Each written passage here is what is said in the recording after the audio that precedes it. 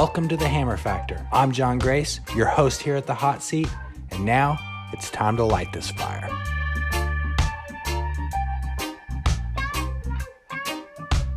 All right, welcome to this episode of the Hammer Factor, where we help successful athletes and professionals share their genius with the world.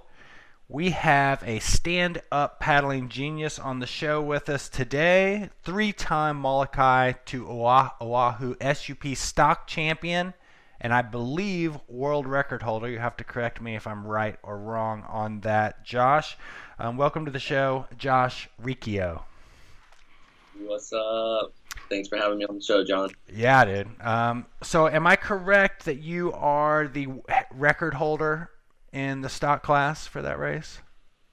Yeah, I set the record last year at the 2019 Molokai to Oahu Paddleboard Championship. That's for the sub-stock record. Right. It was previously held by Kai Lenny for 6 years. He set it in 2012. That was the last year he did the 14-foot stock class. And he set it at a time of 4 hours and 22 minutes, which was amazing. It was a time that just getting like within 10 minutes of it was really, really like aspirational.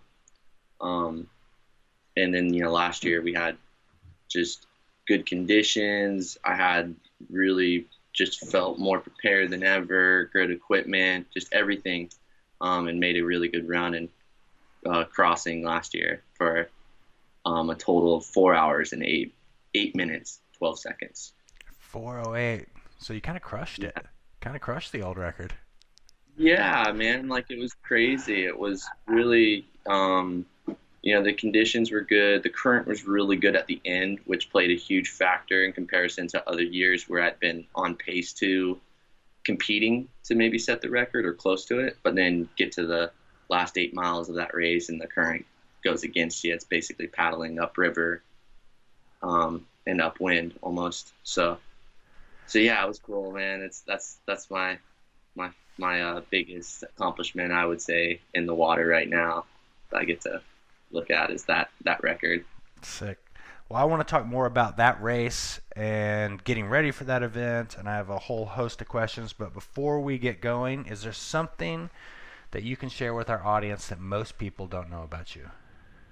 Yeah. Well, I mean, that's, the M2O thing, that's such a big part of who I am as a paddler. And I think a lot of people who know me as a paddler, kind of associate me with that channel and stuff. But I think the biggest thing that would catch a lot of people off guard right now is that I am a pretty devout cat dad. Me and my girl Victoria rescued a cat earlier this year, and we are just lunatics when it comes to being cat parents. We laugh at ourselves. So I am a dorky cat dad. Sweet. For those. So where are you right now? So I live in Lahaina, Maui, which is on the west side of Maui. I've been out here for 10 years now. It's where paddling got started for me, and it's where I've been on lockdown during this whole, virus and weirdness. Yeah. And where did you grow up? Where are you from? So I'm from the Florida Gulf Coast of like the central Gulf Coast area. Bradenton, Anna Maria Island is the beaches and town that I grew up in. Learned how to fish, surf, skimboard, wake skate, just kind of all the first things that connected me to the ocean were there. And then, the passion for surfing and playing in a bigger ocean brought me out to Maui 10 years ago when I was still in college. I kind of transferred out here. That was kind of the excuse, like, I'm going to, finish off college out in Hawaii. So how did you get on a stand-up board? Once I moved to Maui, everybody stand-up was blowing up in Maui when I first visited, actually, before I moved here. I had a college roommate move out here before I did. He just was loving it, was so happy on his move. So I came and visited him, saw it. Like there was more people on a paddleboard than anything else on the water in 2009, 2010 in Maui. So it was just like an automatic thing to get into. At first, it was really just to kind of like play around if the waves weren't good or kind of appetizing for the shortboard. But then once I got into Canoe Club, I started paddling with the Hawaiian Outrigger Canoe Club out here, and I saw it as a way to kind of cross train for that sport and to kind of build up my, just technique and stuff as a canoe paddler. I could go stand up in between on the off seasons. Are you still canoe paddling? Yeah, yeah. So I still canoe. I've still been an active member of the canoe club that I paddle with. They're called Napili Canoe Club, located out of West Maui. And yeah, like it. That's really how I kind of got into paddling was the canoe club. I thought stand-up paddling was just such a novelty thing at first, but then in the canoe club, paddling is so kind of related and tied in with the culture out here that you really kind of take it to just another level of like seriousness and an appreciation and respect for it. So I got into the canoe paddling, then I saw the stand-up paddling when it wasn't really that serious or professional at the time, and was like, this is really relatable. As a surfer, the stand-up paddleboard is kind of the happy medium between a surfboard and a canoe. I'm standing up like a surfer, but I'm paddling like a canoer or paddler. So yeah, it was just kind of like a natural, just it was perfect environment, perfect opportunities to get into it. Um, there's just so many reasons to get into it out here. The people out here, this is where it started. Stand up paddling really kind of got revived out here by Dave Kalama, Laird Hamilton. So everybody was getting into it. Zane Schweitzer was, making a name for himself. Connor Baxter was winning channel crossings at a young age. So it just really appealed to me to get involved on the surfing side, the racing side, and just the recreational side. In those early days, did anyone spring out as a mentor? Anyone who really was a catalyst to or got you off? Yeah.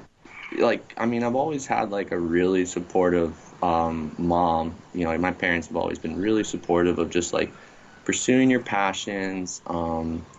Always, encouraged me to go and kind of travel out to Maui, and try living out there at a really young age. You're in your young 20s, so why not do it now? That was kind of their backing. And then, so, I've always had great support from my family just to do anything, even if it's crazy. And then, really the canoe club had just so many influences in that club, and I still do. Just there's such a part of my life out here that they really molded me into the paddler that I am today by just kind of guiding me into the more, bigger challenges like channel crossings and stuff. And yeah, really guys like Dave Kalama, were there in the beginning and they still motivate me. Archie Kalepa is another name that I really should give him credit. He really helped just kind of get me started and just provided that example to like aspire towards. And man, I could really like just on Maui alone, there's so many people that were just killing it when I first got into it that still are, like Zane Schweitzer. I'll have to credit him again because when I heard what he was doing on the surfing paddleboard or seeing what he was doing, I was like, this is insane. Like, I just was blown away by how kind of closed-minded I thought paddleboarding could be. And just when I was seeing what guys were doing out here at that early phase of paddling, it was really inspiring to get into it. What's the canoe club like? Do you guys meet at a beach? Do you how does it work out there? It operates kind of like a family slash club.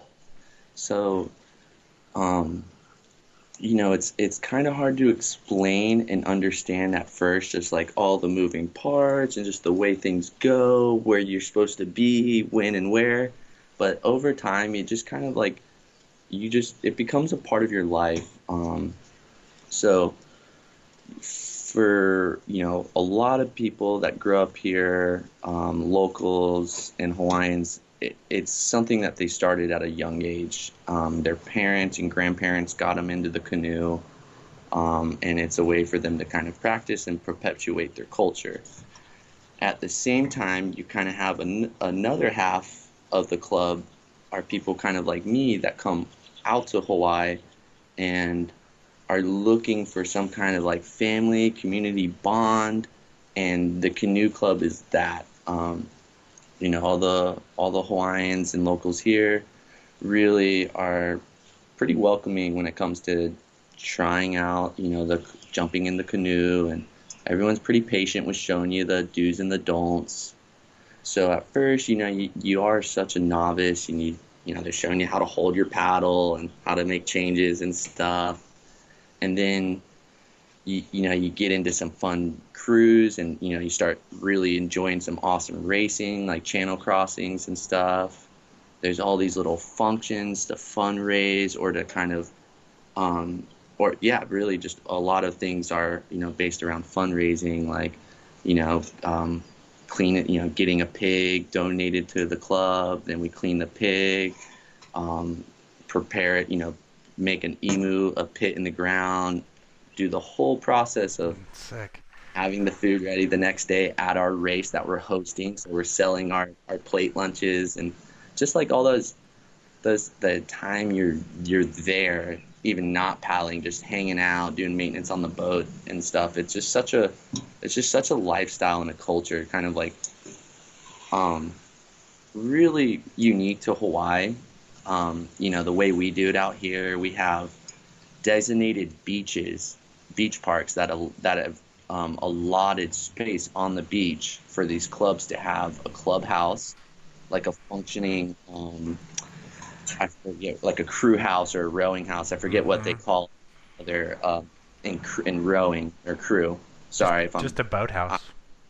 a boathouse. Yeah, sorry, I'm blowing the terminology, but it's great. Like they're nonprofit organizations that are allowed to operate. These our club is a nonprofit organization, so it's really all about giving the kids a healthy just activity to get into, to connect with their culture. For anyone, it's a healthy outlet just to be out in the water. The experiences you get from it are just it's incredible. It's really unique out here. Um, Even though there's canoe clubs and popping up all over the West Coast and now on the East Coast and interior parts of the country, it's the style is a little different out here. Yep. The club scene is so important to paddle sports.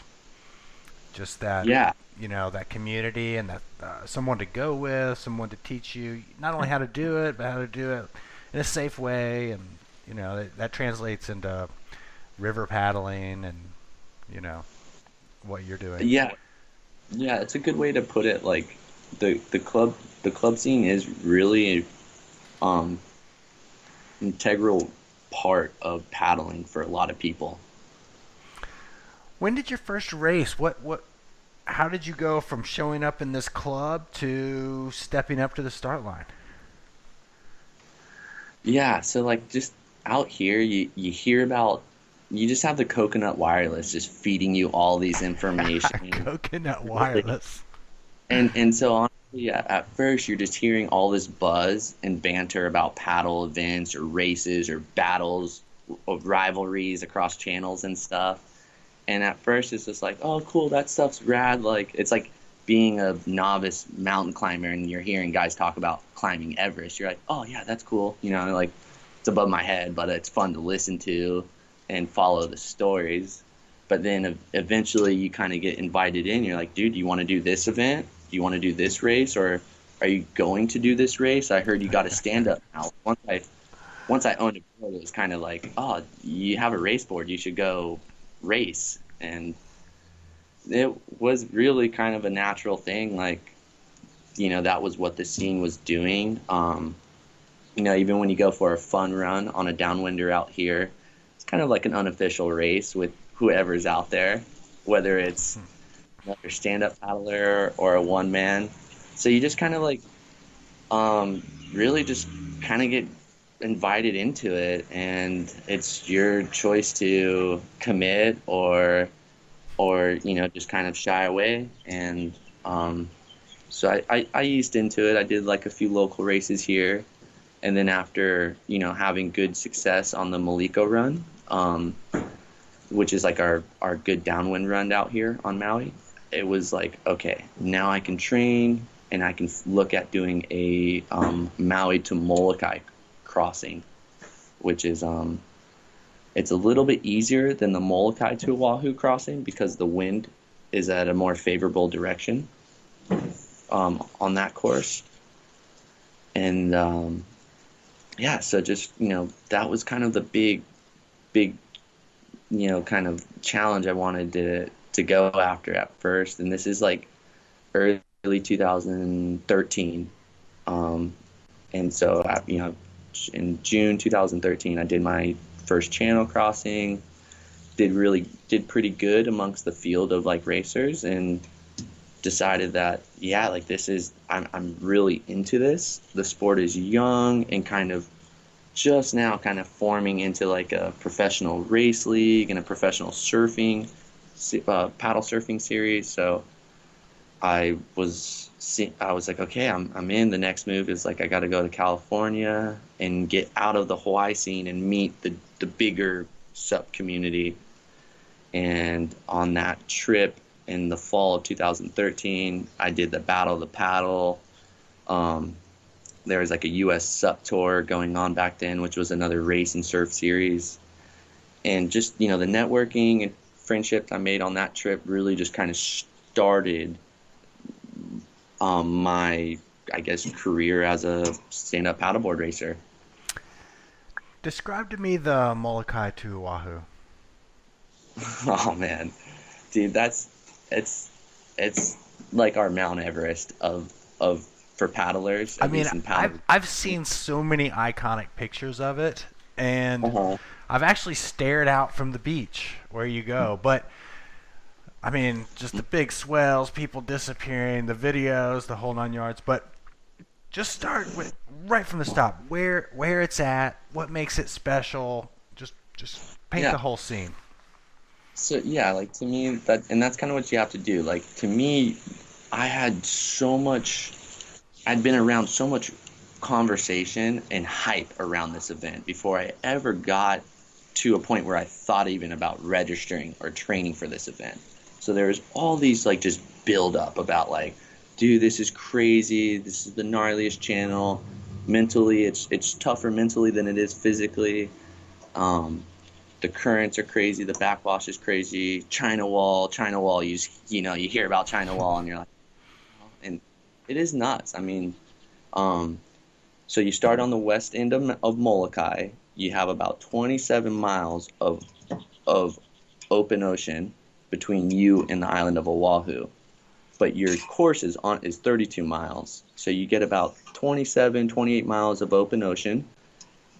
As you get to Oahu, you have big cliffs that they call the China Wall area, and then that ricochets all that open ocean energy is ricocheting off of you. These winds that are causing these wind swells were created thousands of miles ago. Like you're the first object in the middle of the Pacific Ocean. So all that wind and wave and current energy is just sweeping through this channel, and it's kind of coming from right to left at about almost a 45-degree angle. So you're trying to go this way, but the ocean is really trying to go this way. So you're always fighting that influence. And you have times where the faster ground swells stack kind of meet up with the wind swells on top, and even though your escort boat is 30 feet away from you, they'll disappear, for 5-10 seconds. And that's like, boats with like a big tower with outriggers on it, and they're disappearing. So I mean, you really are in like playing in an insanely chaotic, fun but dangerous environment when you're on that channel crossing. And so that's kind of like what the water conditions are typically like. Usually the first half is pretty fun. Most years it's always been really fun for the first 16 miles. Then some years it starts getting really bad at mile 16 and just gets worse as you finish. Other years it doesn't, the worst part doesn't hit you until the last 8 miles. So you kind of have this, like, you starts off good, and over the years of doing it, it's like, oh, it's good now, but what is it going to be like when I get halfway or 3/4 of the way there? So there's just so much to it, man. I mean, I could really talk about Molokai to Oahu for hours, like just the whole preparation, the mindset before, during, and after. But I'll try to keep it brief. But it really is just, there's so much stimulation going on. You're constantly thinking about all your equipment, your logistics. You're thinking about your line. You're thinking about your competitors. You're just you're trying to absorb all these factors and just build a strategy for it. And then you're trying to sleep, the night before, and all. I love about it, and it's hard to hold back, really. But I'll try to give you a good stopping point so you can kind of organize the conversation better. Yeah, yeah. No, I love it. So, how does the start work, and how do the support boats work? Yeah. So you have to have a support boat for this race. It's mandatory. And so that can be pretty crazy. I've had 3 different escort boat drivers over the 6 years. Had one guy, repeat with me because he's just so great. We work together well. I've never had bad experiences with escort boat drivers. It's just, one year this guy was available or this guy wasn't, his boat broke down. I kind of, try to find a boat driver based off of price, to be honest with you, because just the overall budget for that race is really high, even for someone like me that's kind of local. But you also want to try to find someone that's experienced. You definitely don't want to get somebody that's new out there, never ran that channel, because literally they could run you over when they're doing a water drop for you. If they're dropping a bag or something and they're not paying attention, like, it can happen. And so you definitely want to make sure you get kind of organized with that. It's always different depending on where your guy's coming from, how you get there, how you meet up with them, how your board gets there. Like my guy has been coming from Maui the last couple of years, so that's great because I actually I bring everything on his boat. He gets me over to the start line. We hang out on Molokai for about a day and a half before the race, usually to kind of settle in, get acclimated. My boat driver takes a vacation on those days and just goes, explores, and hangs out. He's a really kind of let's go have fun type of guy. So he provides pretty good vibes when I'm like all focused and serious. He's really chilled and laid back.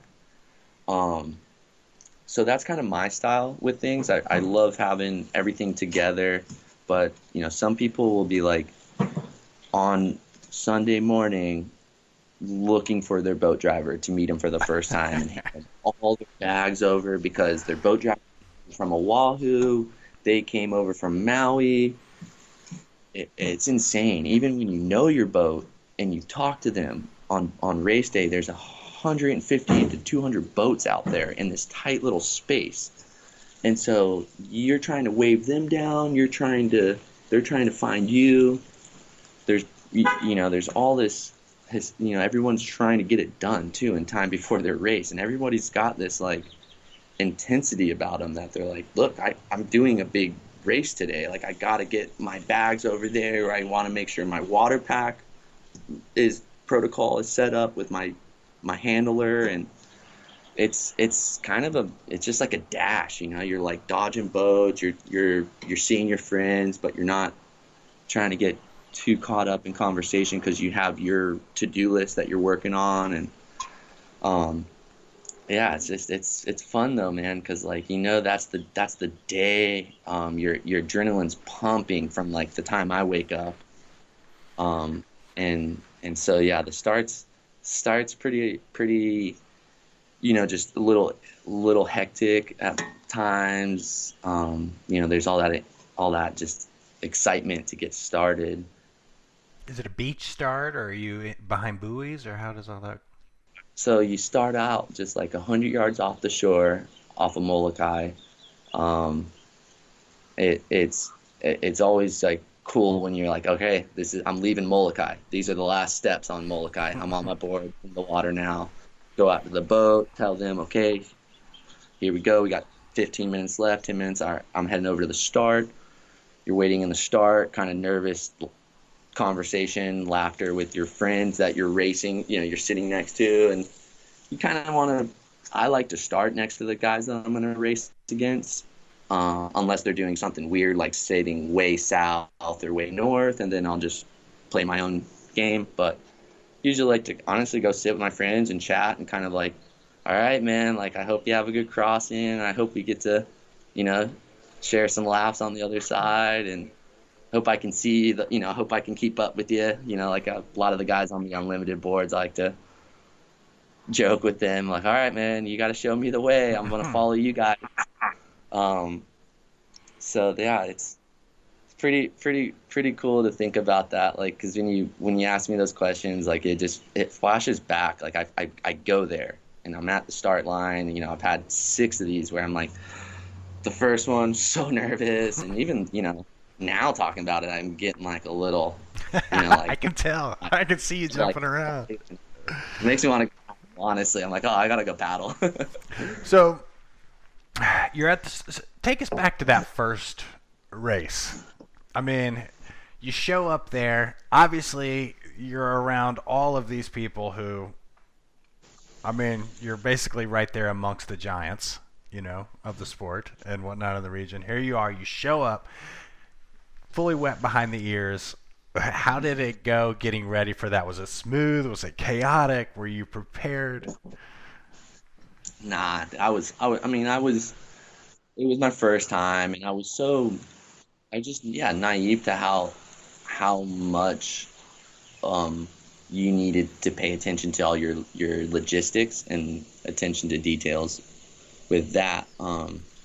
So getting over there was a little unorganized. Wasn't sure where I was going to be staying. I was kind of relying on the help of someone else that was my sponsor at the time. Was he had been there, so he was like, oh, I got you, don't worry, I got a boat for you, I got a board for you, I got accommodation, I'll pick you up, all this and that. But like, Molokai is you've been on Molokai, you said? Yeah.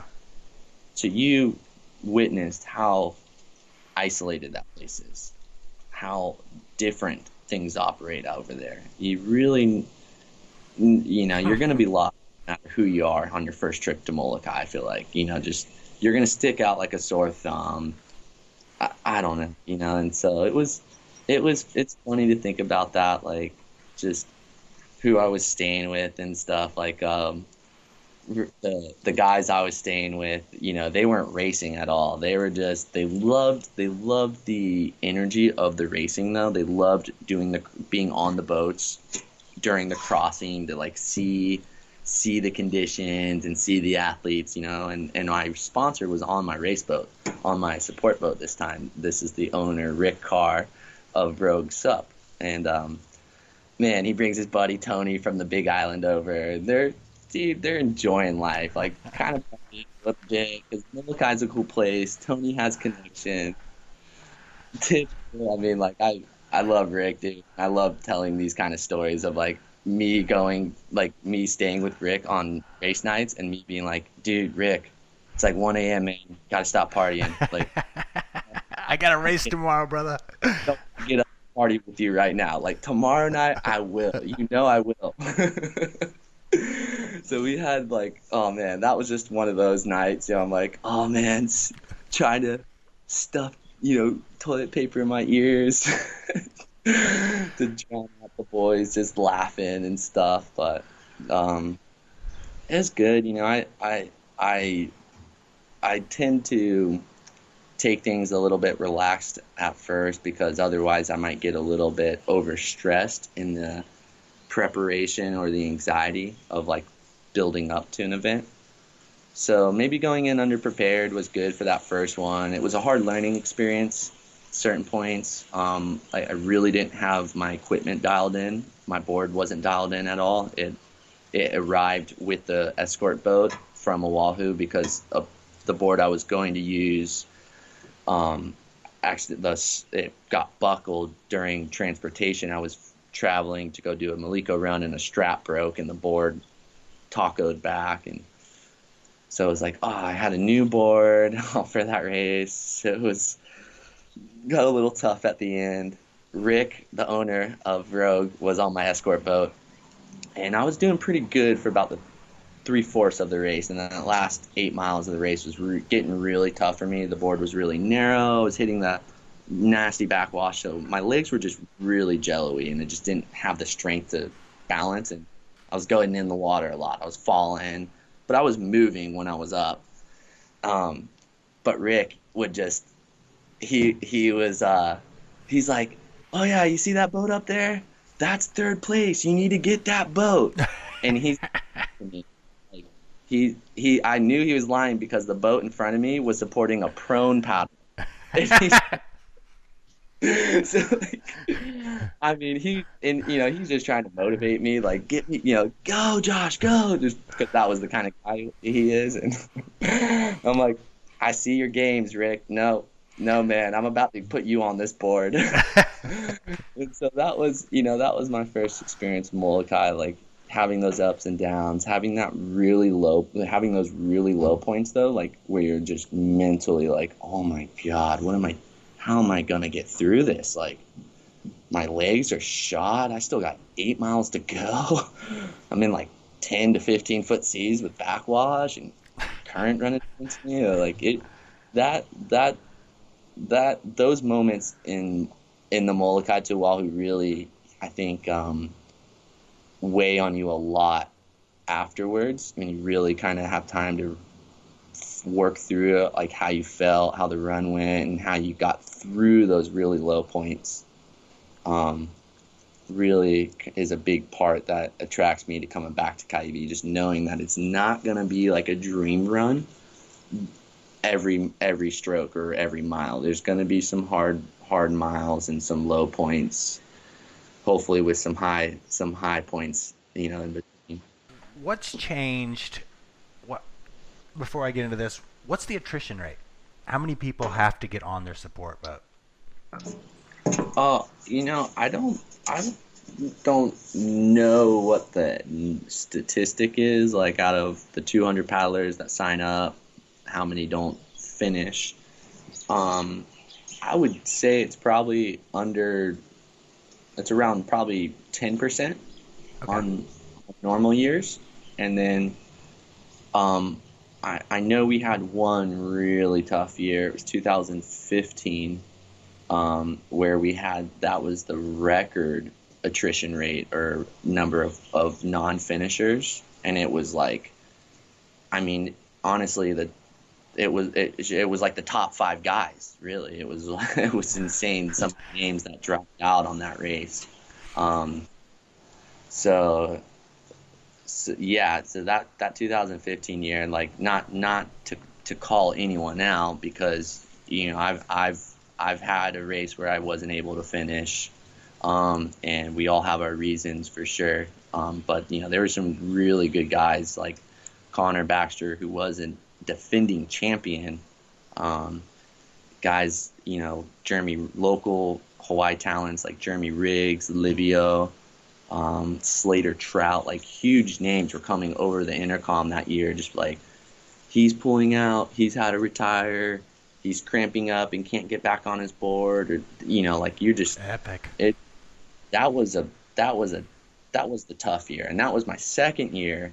And so after doing the first one, thinking I'd messed up, made that one as tough as it had to have been, and it wasn't gonna get worse than that. The second year, and this is the channel always does this, and you think you kind of got it figured out. You might have had it for a while, but then things change, and you're like, holy cow! Like that second year ended up being the hardest one. It definitely, when I look back at it, it haunts me. It's like, oh, that hurt. That was a tough one.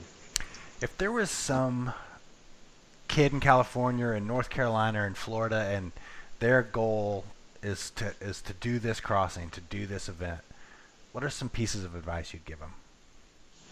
Definitely connect with me. This is my favorite race to do. I've been doing it for 6 years in a row now. I was going to do it. This was going to be my seventh one this year. We're not having it, unfortunately.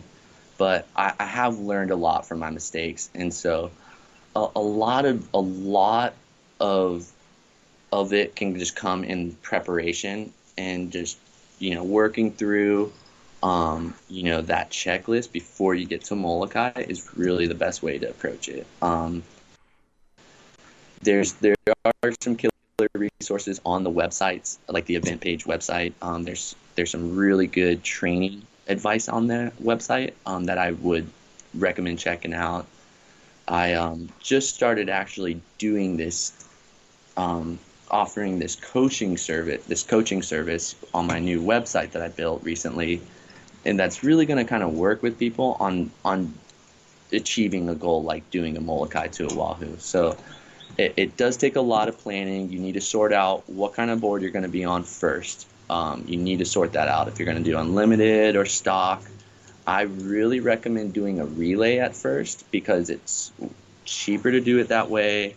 You kind of share in the expenses, but also just in the learning experiences too. That might be a little costly at first when you make mistakes, kind of, So I really promote doing it as a relay at first if you can, especially if you want to do a solo maybe the next year, because that will give you so much experience to better prepare you for a solo. However, it's definitely possible to just go after a solo if you have the time to prepare for it. But it's about a 4-month minimum, I think, preparation time. Ideally, the more time, the better to prepare. Yeah. So if someone is living, let's say, on the Gulf Coast, in Florida or wherever, and they want to do this event, how do they find the conditions? What would you say to them to do the best they could to mimic this event? Yeah, so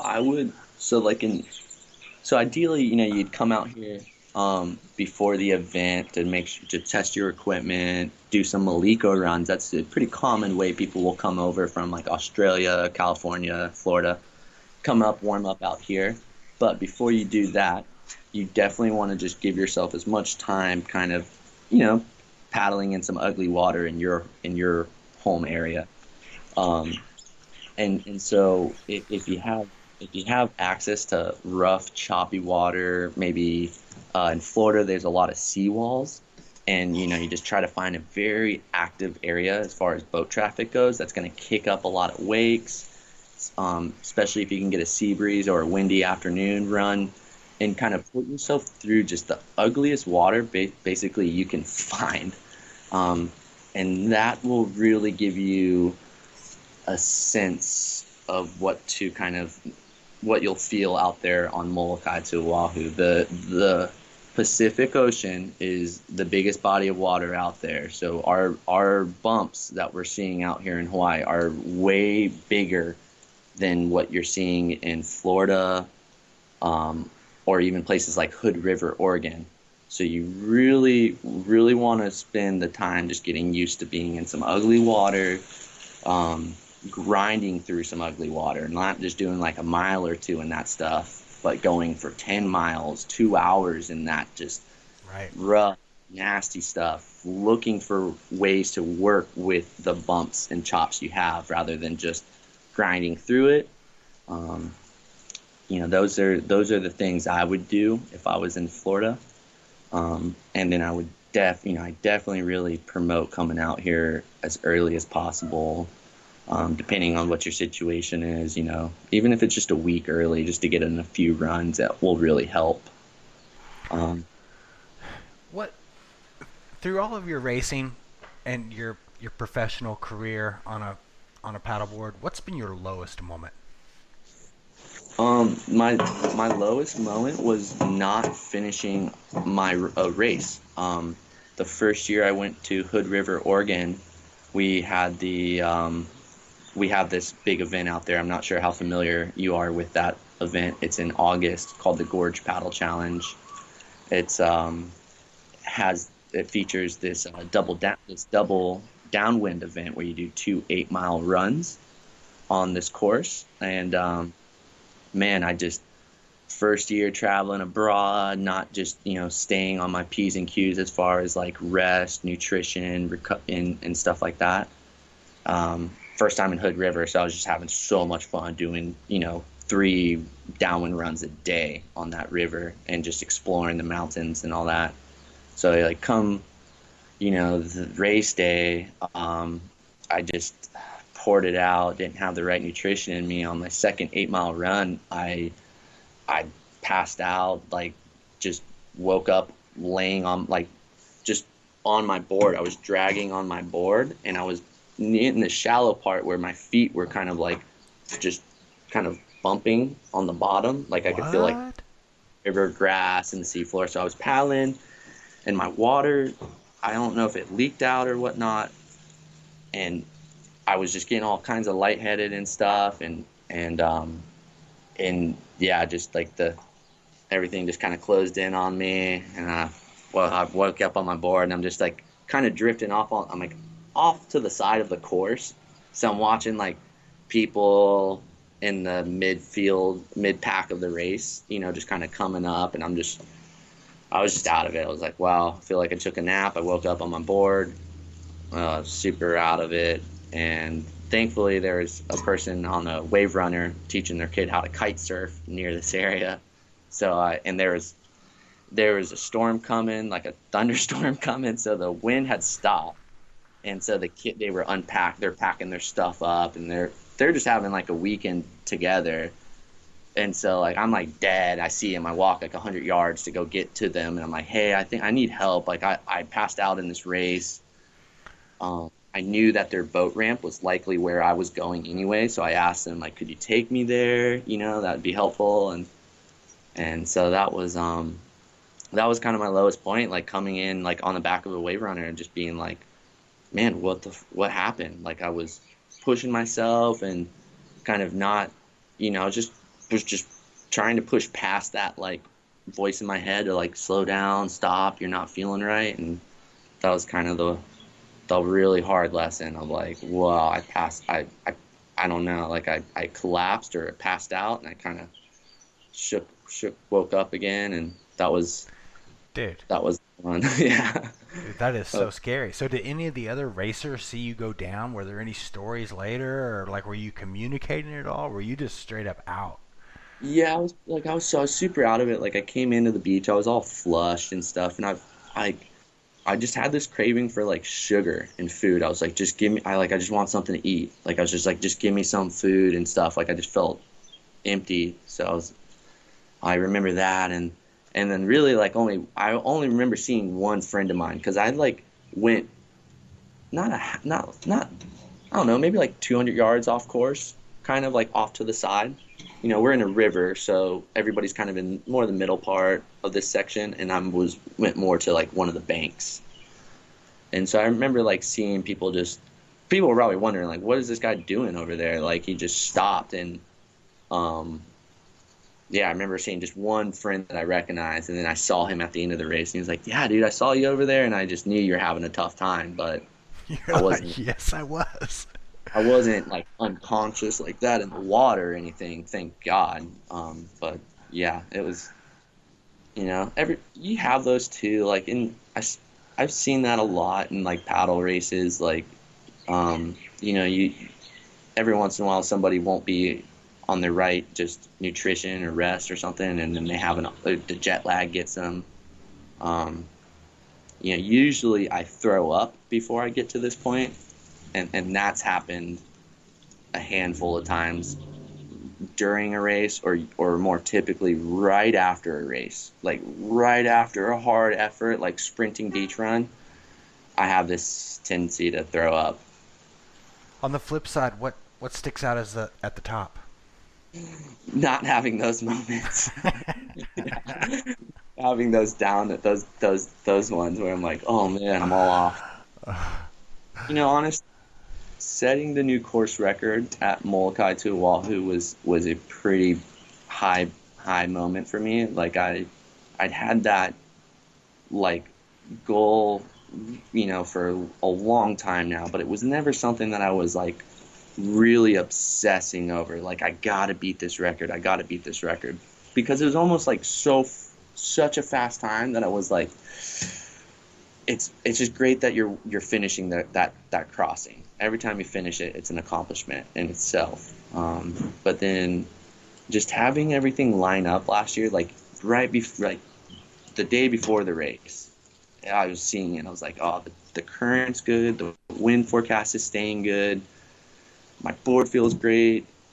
I was like, I think this could be my shot. Like I've had other races where I was close, but then the pace changed over time and I fell off the pace. But last year it was just kind of everything really lined up for me. And so for everything to line up like that on a Molokai to Oahu race was pretty awesome because there's so much preparation involved in it, that it wasn't like just doing good at any other race. Like there was so much work you did prior to it that it was really rewarding to accomplish that goal.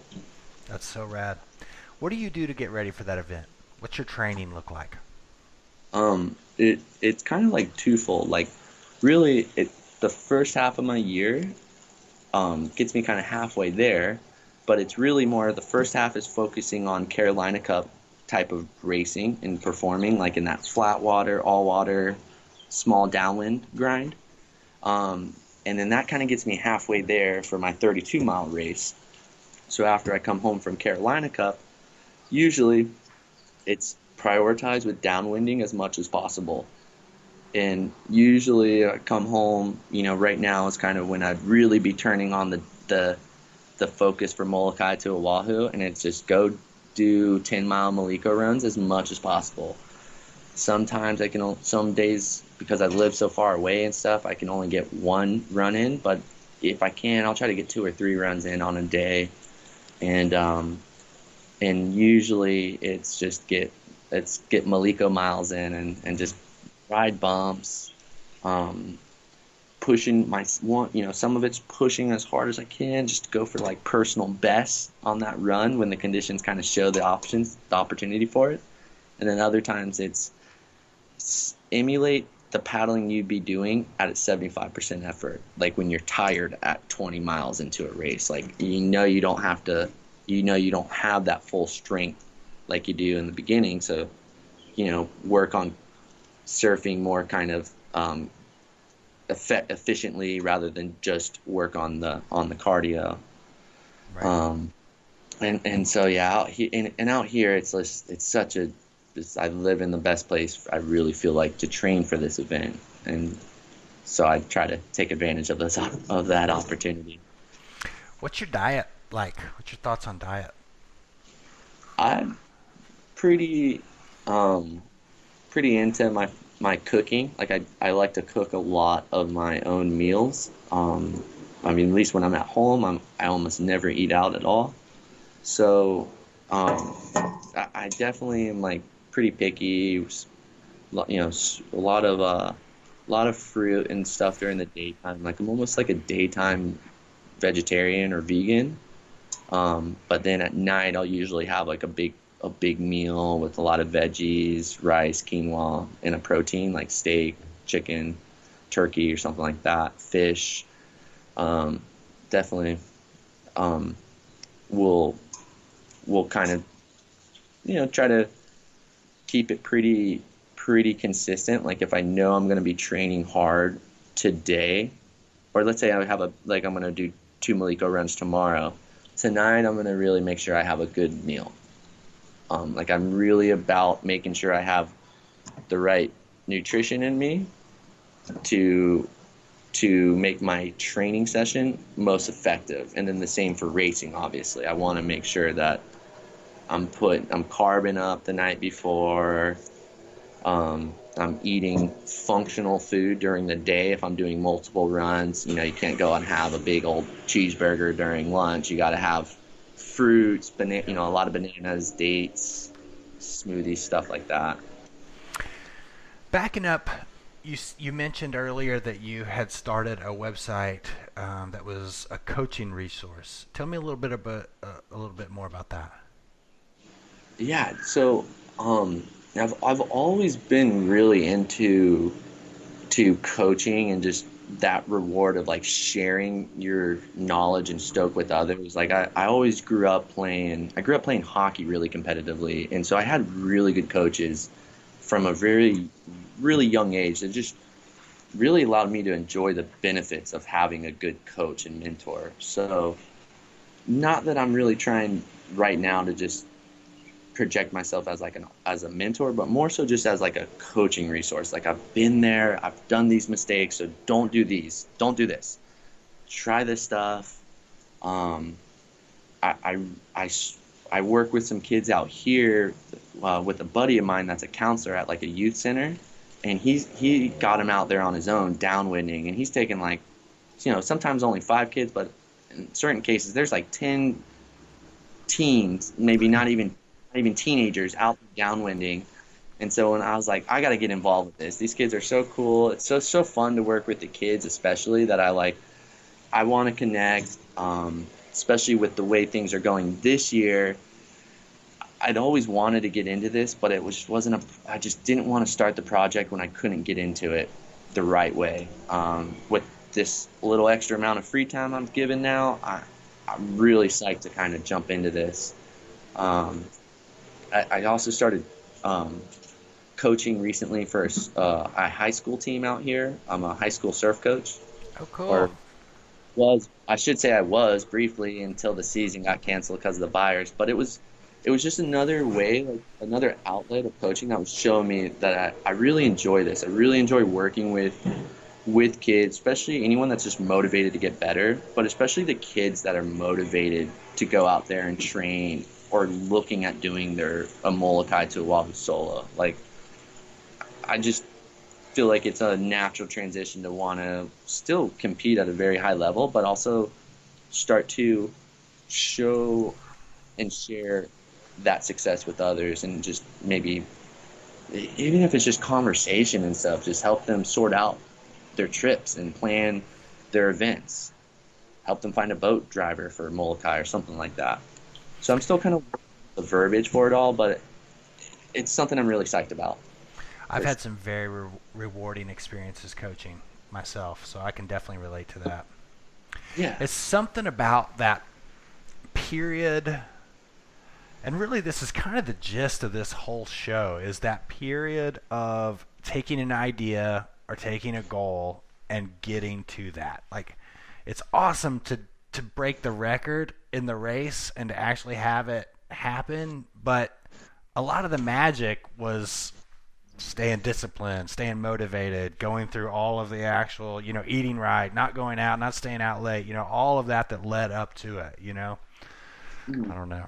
That's No, I totally agree, and that's been one of the rewarding things I've kind of learned from paddling, is just the reward of just setting goals and being able to go after them and accomplishing just that feat of paddling 32 miles, starting on one island and finishing on Oahu. Like, I think that's such a great thing that SUP can kind of offer to everyone as like just a bigger, broader life lesson, and especially for kids. It's like, dude, look, like, what do you think about, hearing a teenager want to paddle 32 miles from Molokai to Oahu gets me so psyched that I'm like, dude, I want to help you get there. I was actually, it was really like crazy, but there's this really talented kid out here named Bobo Gallagher.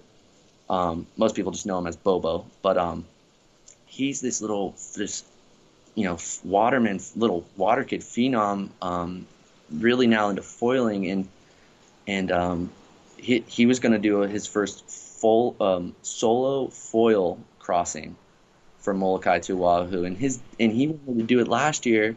He was only he's only 11 this year. He was going to be 10 last year. Jesus. The organizers were like, "Look, we're kind of strict. On, you got to be at least a teenager. Like, come back in 3 years, and we'll be happy to sign him up."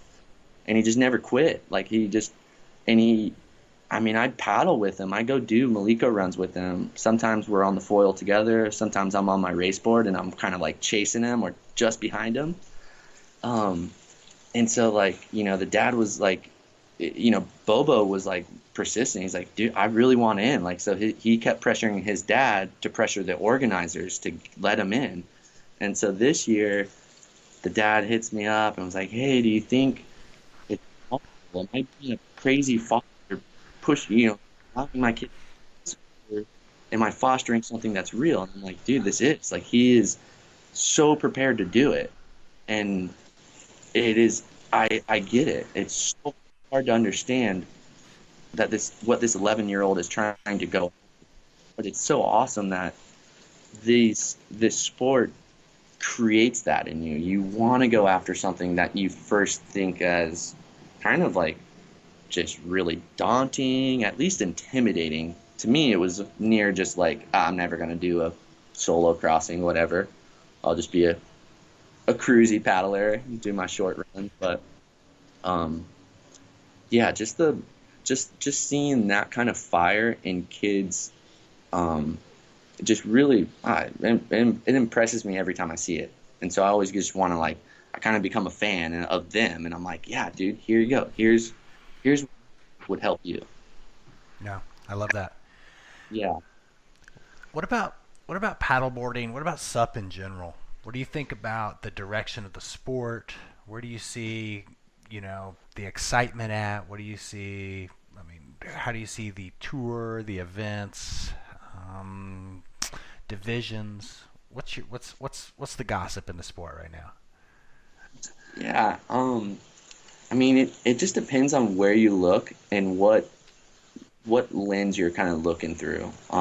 Like for instance, if you looked at Maui, the paddling trend in Maui the boards have gone really short. A lot less people are doing downwind runs on an unlimited or 14-footer, but there's a lot more people foiling than ever. SUP foiling, Interesting. wing foiling, the high performance side of surf. You don't see too many people on high performance surf SUPs out here anymore, but I'm still seeing a lot of new people on the recreation boards that have bridged that gap from recreation to just starting now to catch and learn how to ride and surf waves. Like a 9-footer, 9.5 Yeah, footer kind of thing. big wide boards that are kind of cruisy, kind of surfable. But then if you look at, I go to Florida and I'm like, dude, the race scene is getting bigger here to where I almost would claim that Florida has the biggest racing scene in the States over California now. And I used to always kind of think California was the leader in that regard. The most competitive races, like in the flat water technical stuff, have shifted over to Europe, where they used to be kind of more Hawaii based and focused. So there's definitely trends. Like, it seems a little bit quieter in Maui, but then you go foiling and you're like, nah, that's where everyone's doing now. Maui definitely tends to have that attitude, of just people want to do what's fun and just exciting them. And a lot of the people out here are just lifelong watermen and waterwomen, where they've surfed, they longboard, they windsurf, they kite surf. Now they got into racing, downwinding or whatever on the paddleboard. Now they're into foiling. Now they're into wing foiling. What's the draw of the foiling? Is it just they're just so much faster? You know what?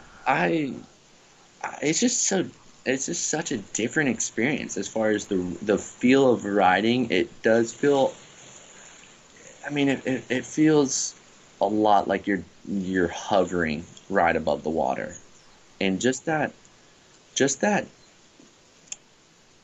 slight altitude of being 2.5 feet above the surface of the water on a wave where you're usually feeling that wave. You're feeling the contact of your board with the surface of that water when you're doing carves and stuff like that. On your foil, you're just not, and it's to me, I just can't get over that feeling of cruising on a foil board. Like it just is such a sensation that's not relatable to any other boards. I'm So intrigued for sure.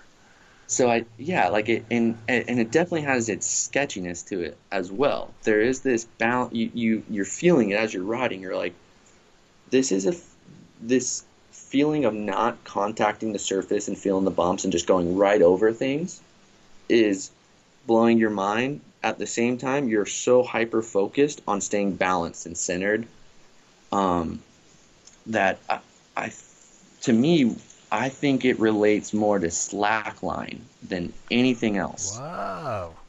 Yeah. So that's how it's why I think it's kind of hard to relate it to a lot of people, because you're we're surfers or we're board riders and we're trying to relate it to that, but it really is different in so many aspects. And that I really felt like the balance relates more to standing on a slack line than the board relates more to surfing or anything else. Right. So yeah, Right. Slackline. yeah, yeah, man, it really is like a struggle to describe it and and do it justice, you know. Um, So, what do you think's going to happen here in the 2020 season? I mean, for the events, the upcoming event. I mean, obviously everything's been canceled at this point, and I mean, what events do you see yourself actually possibly going to? yeah, that is a good question. We still have one little event out. We still have one event in Maui that hasn't canceled yet. I'm almost expecting it to though. So I think it's honestly we might not be seeing a 2020 race season. I don't think, at least not any races that looked like the old races where there was 100 people on a start line and 100 more hanging out afterwards and talking about their race. I know there's going to be a lot of virtual racing going on, and we'll all kind of have fun dabbling with that. I don't think any of it will be too serious. Like, there won't be anybody that's going to be touting like the virtual world race champ or anything. If it drags on long enough, it might. Okay. Um, Maybe the only option. I definitely know that like a lot of the top racers and friends of mine that I racing against and stuff, we're all kind of just trying to reevaluate what the best move is moving forward as far as our training goes, because most right now this time of year we'd be so just deep into the focus of training, preparing. A lot of us would be going over to Europe soon, or even just me, I'm looking forward to the last Sunday of July, thinking Molokai to Oahu this time of Right. year. So so we're all kind of like weighing out like what there's that one train of thought, like what do we train for? And then I know I'm thinking like, all right, if I'm not going forward with racing, if I'm not going forward, I'm going backwards as far as conditioning and speed goes. So I've I've kind of on the trend now where I'm like, well, I'm just gonna kind of stick to my regimen as much as possible and just act like things. I just try to stick to normal as much as possible, because I feel like that's the only way I get faster building on each season anyway. So it doesn't make sense to kind of just pause on 2020, drop, and then work hard to get back up to where I was maybe earlier this year. I want to keep going I want to keep getting faster. So I'm really kind of trying to just approach things really like normal as much as I can. Has Molokai been canceled? Yeah, yeah. So they had to cancel that one pretty early, just, being well aware of the logistical efforts it takes to make it happen for everyone. They didn't want to upset anybody making a huge trip from Australia or Europe. So I think they made a wise call calling it early. And they were awesome about that, sending out, notifications to everybody that had registered and stuff, and kind of giving us the options to pass our registration on to next year or request a refund. Um, and they're actually one of the events that they're gonna do a virtual race in July for that day. So I'm gonna get involved with that. But How are they going to do that? so the full details haven't been sorted out. But I think I've heard that they're going to do like a 20-mile. The distance is going to be 20 miles. So I think you can paddle any 20-mile distance. I think it has to be a continuous 20 miles. But it can be anywhere around the world. I think it just has to be on that day, Okay. which is like, I think it's July 26th, the last Sunday of July. I just did one with a friend she lives on the North Shore of Oahu, and they have a little race series over there, and they did a virtual race where the parameters were, it's a relay race, so you get to pick a partner. You both race either a 3-mile, 6-mile, or 12-mile distance for a total of, the 6, 12, or 24-mile race. And you have to start and finish in the same area, take a photo of your GPS or your data, and any footage you can send with it too is welcomed, because they actually have a partnership with a local TV station out here that's called the Paddle Channel, the OC Paddler, and so they kind of will run that on their little program. How was it fun? How did it go? Yeah, so honestly, it was kind of cool to like have a virtual relay race with a friend. Just like sorting out, like, all right, well, what distance do you want to do? Like 3 mile? Do you want to make it easy and just paddle 3 miles each, or like, no, let's make it hard? And we both were kind of like, trying not to like push the other one, but then we were both like, all right, yeah, let's do 12 miles. Like, let's both, like, what else are we? A lot of it is also like, what else are we doing? Like, you got to keep moving. So, That um, escalated quickly. yeah, no, it was like how, 'cause, I told, like, she invited me to do it, and I'm like, hey, I didn't want to like be like, well, let's do the 12-mile race each, like, Yeah. whatever you want. I'm fine with that. So it was cool, and I was just like, just chatted about what the conditions were like and stuff, somewhat like what you would do after a race. Um, so it was cool. I mean, it's better than nothing. I will say that.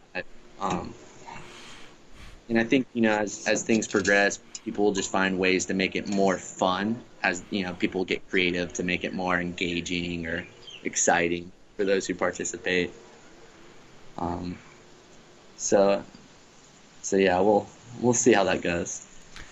What else is going on for the rest of the 2020 year? Do you have any? I mean, I guess. I mean, are you island bound the whole 2020? No, I don't want to be. I'm definitely following the local guidelines and travel, guidelines as much as possible. We're actually still pretty restricted out here in Hawaii, in comparison to the other states. Um, Everything is just different out here. Just you always tend to see like a little Hawaiian style done to everything out here, and Right. the same lockdown. Like, we've been able to surf and access the ocean the whole time, but now we're being like really restricted on, no sitting on the beach or no congregating. We got to wear masks and all that stuff. But I really am dying to get back to Florida. I started a new partnership with this company called Flying Fish Board Co. They make custom boards based out of Florida. And so, with the start of that relationship, we've been working on a new downwind board. We were going to race it on Molokai to Oahu, and that was going to be, the new board.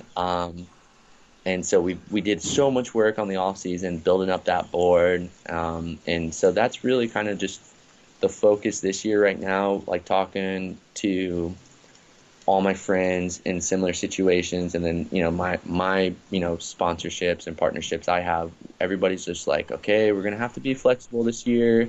All of our plans we had are gonna need to be changed, and everyone's just kind of working together through it. I'm gonna be really just working hard to, I guess, really create content in place of results and events. So um, hopefully I'll be producing some cool little videos, maybe some downwind videos, subsurf videos, tutorial stuff, kind of like what we did too, just following up on that. Um, and then as soon as I can, though, I do want to try to get to Florida to, get in the water with the flying fish crew, visit family, and if there's whatever events are running that I can get to, that I can travel to, I'm ready to go. Uh-huh. I'm definitely not gonna sit out. If I'm able to go, I'm gonna go. Yeah, I don't think you're alone in that camp.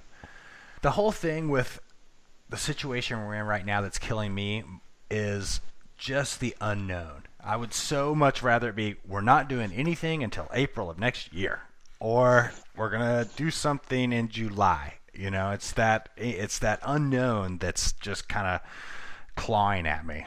So For, for sure, I definitely think that um, uncertainty really, you know, affects a serious paddleboarder, because you have all these goals.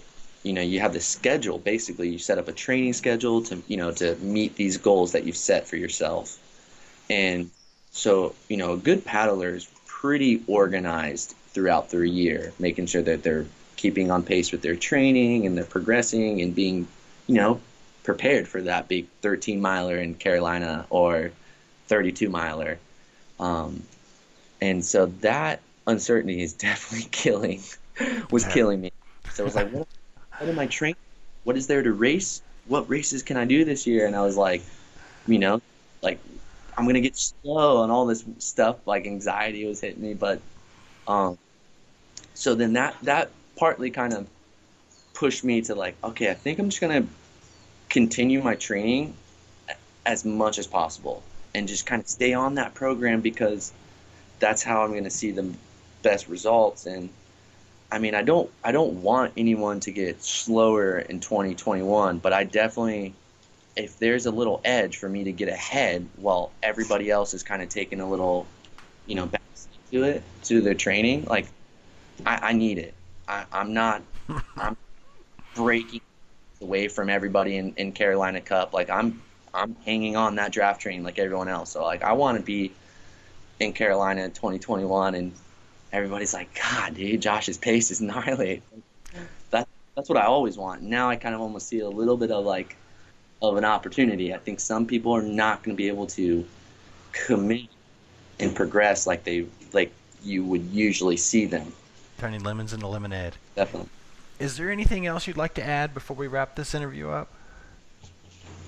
No, honestly, I mean, really, my takeaways from all this is, it's everyone's going through this, and so just try to work and cooperate with the guidelines and restrictions you're given.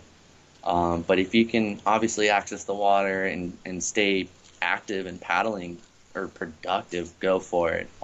That's really going to be rewarding if you look back at this time and you have progress. You have things that you can look back and be like, oh, I accomplished this. For me, April was building that website up, and I was just so rewarding knowing that April wasn't just wasted away like it might have been for some, and that's understandable too. But I think to get the best out of this situation, just kind of stay active, productive, and positive.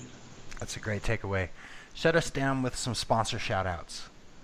Yeah. Well, thanks for having me on the show for sure. I really appreciate just, connecting with anyone, and to be invited to come on was really cool. Like that was neat to hear that little backstory. Um, but I am really grateful to be working with Flying Fish Board Co. This is the new board sponsor. They make custom race boards based out of Stuart, Florida. Awesome company. The owner is the shaper. Everybody that builds a board gets to start with a relationship with that owner and shaper. You talk with him about what you want, colors, all that stuff, specs. Build your own personal board. It's an awesome experience to have a custom race board. So I definitely Sick. so pumped to be working with them for that reason alone. But they're a rad group of people, just all stoked paddlers, just really fun crew to be around. Basically like the sub community itself. And then you and me got connected through Warner Paddles, and I love their paddles. I have a few hanging up behind me right now. I've been using those paddles for 10 years now. I can't imagine how many strokes I've taken with a Warner paddle in my hand. That is something I thought about with an M2O crossing. You take about over 12,000 paddle strokes to get across that 32 miles. And just to add on the years, and you could, if your paddles had an odometer on it to show you how much time and hours you spend on your paddles, it just, that's it. Some people just look at it and it's a paddle, but to me, it's more than that. And Warner's awesome to work with. I definitely hope I get to see those guys up in Hood River this year.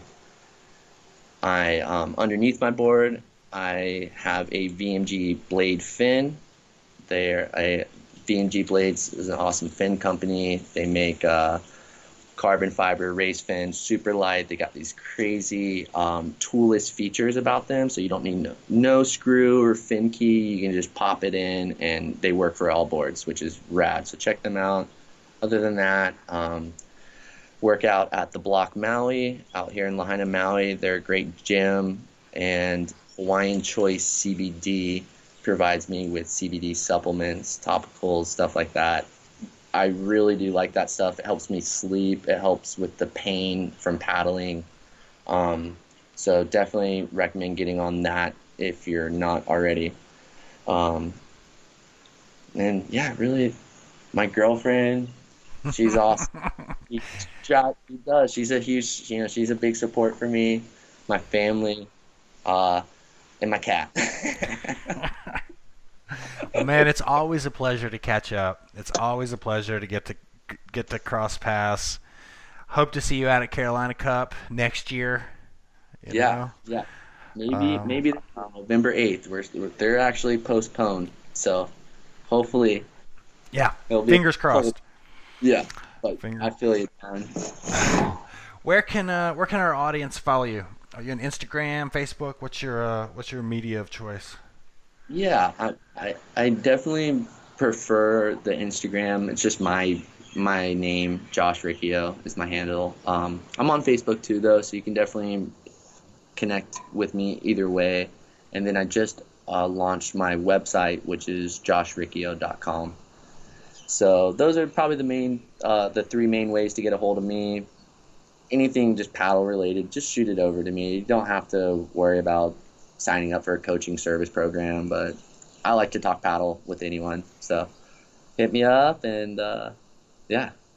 There you go. Go to joshriccio.com, and thank you, man, so much for taking the time. Yeah, thank you so much, John. Have a great day. Stay well.